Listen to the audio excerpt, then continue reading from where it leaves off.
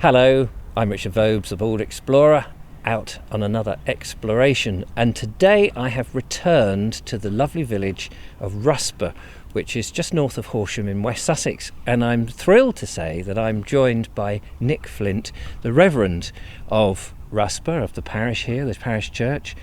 Lovely to meet you, Nick. It's lovely to be able to welcome you back. And I understand that you were pointed out to our video.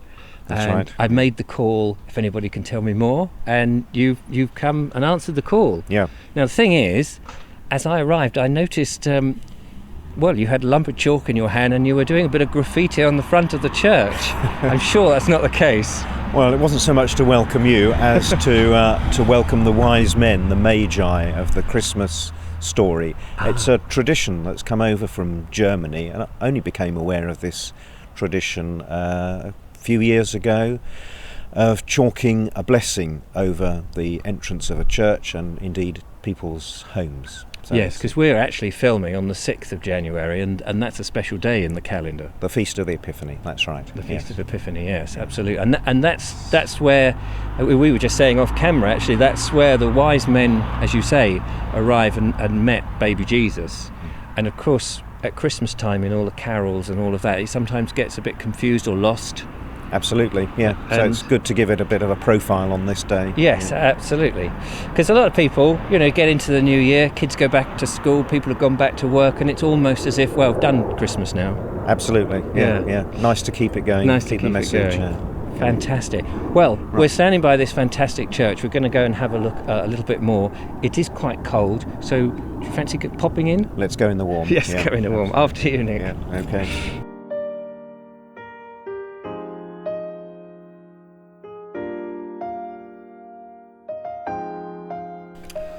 Well, Nick, it's a fascinating church, and I remember on my previous visit looking at it, and I sort of looked at the tower thinking, that looks different to the rest of the church, and I loved the colour of the stonework of the church.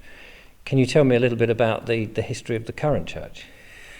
Most of this church is a rebuild from the Victorian era, the 1850s. I kind of imagine that because we had a non-resident rector for over 60 years, who was also the rector of Broadwood. Right.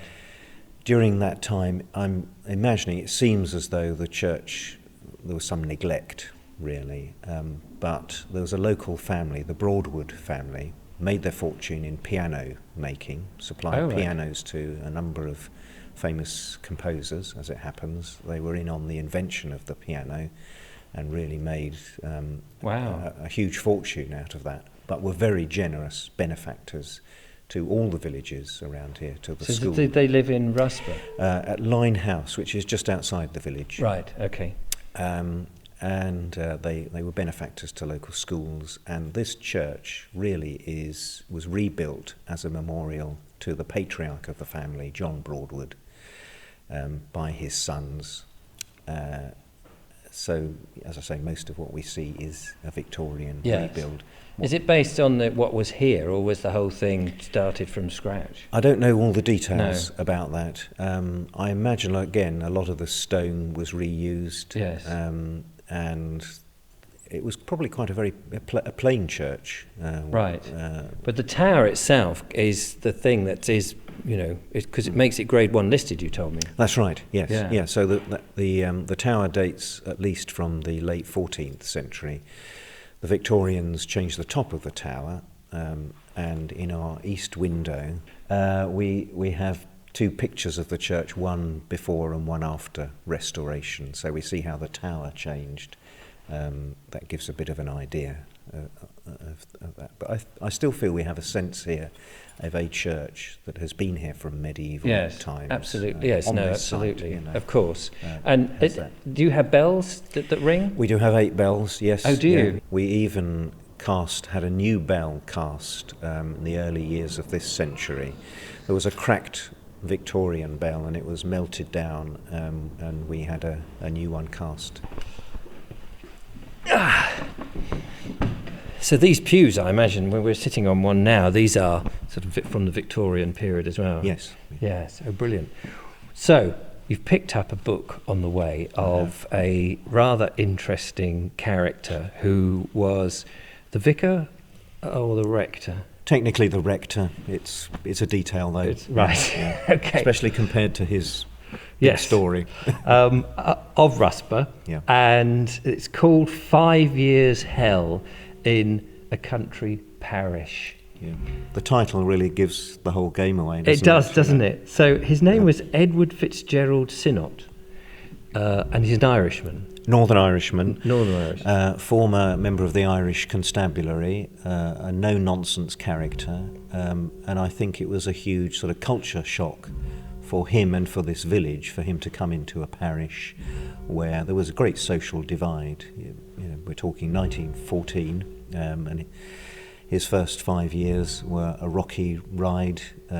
He really just preached against all the kind of social inequalities he saw, and he got a lot of stick for it. Yes. I know you told me that he sort of went about in a very undiplomatic way dealing with some of the problems that might have arisen. I think it probably, maybe there was something in his message that needed to be heard, but he was quite hands-on. Yeah, he had a square peg in a round hole, and as you say, hands-on. Literally, he talks in the book about sorting out some of his disagreements with fists. An invitation to come behind the pub. We'll talk about this.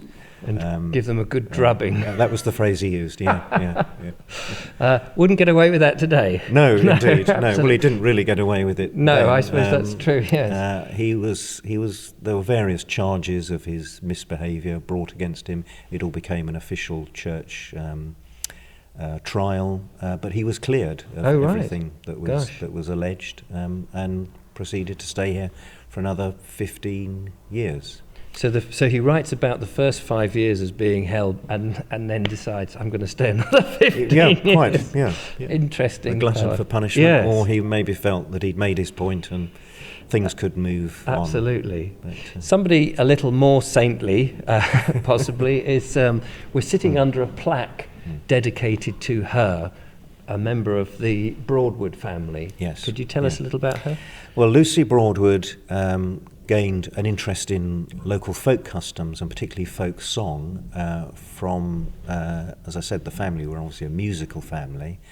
Her uncle was the Reverend John Broadwood, and in the 1840s he had gone about collecting songs that were still sung in the locality and notating them, so there would be a lasting record of this oral tradition that was in danger of dying out, he felt. That interest was clearly passed on to his niece Lucy, although she was very young when he died. I like to think that her aunt, the Reverend John Broadwood's wife, Charlotte, had a lot to do with this. I've got a personal reason for that, because it turns out she and I share common ancestry, so I do have a family connection myself to the Broadwoods. So I like to think of Charlotte perhaps telling Lucy about her uncle's work, and that inspiring Lucy to take up, literally cycling around, talking to villagers, getting them to sing their songs. She brought others down here. Ralph Vaughan Williams actually created wax cylinder recordings that we can still hear of folk songs being sung in the pub in the village. Good heavens. Well, we're running out of time on this little video, but I want to go into the old tower next before we go and step back to the 14th century. For a moment. Yes, just for a moment. So here we go, 14th century now, Nick. Yes. And it's a fine, tall. I mean, the thing that I always noticed when we first came in the church was this huge arch as you come in, which is great. And then, of course, you've got these lovely red protective covers, I suppose, for the west door. Now, here's the thing: very often, you go and visit a church, and they've got these wonderful ornate west doors. And they're locked, and you can never get in. Why is that? Yeah. Well, practically, I suppose we've got this because it's very drafty. Right. That's one thing. They are used the big occasions. Right. Many who knows how many brides have made their grand entrance through our west door over Oh yes, of course. something like 800 years. Because you've got straight up the aisle. Exactly. Yes. Yeah. And at the other end of life, we bring coffins in here for funerals and take them out into the churchyard, God's acre, as we call it traditionally. Right. So yes, those times of life. So a big door for big occasions. Yeah, almost a ceremonial thing, yes, I suppose. In absolutely. That sense. Yeah. And through the bell tower, which you've got a lovely clock, we can hear that ticking underneath, and you may have heard the chimes earlier while we were talking. Interesting, you've got a grave here that dates back to 1673. Yeah, yes. Another one of my predecessors, William Prio. I believe it's a Channel Island family originally, and his memorial calls him the painful and faithful pastor. Painful, which I assume is an old-fashioned way of saying painstaking. Right. So it suggests that he was a careful, caring sort of person.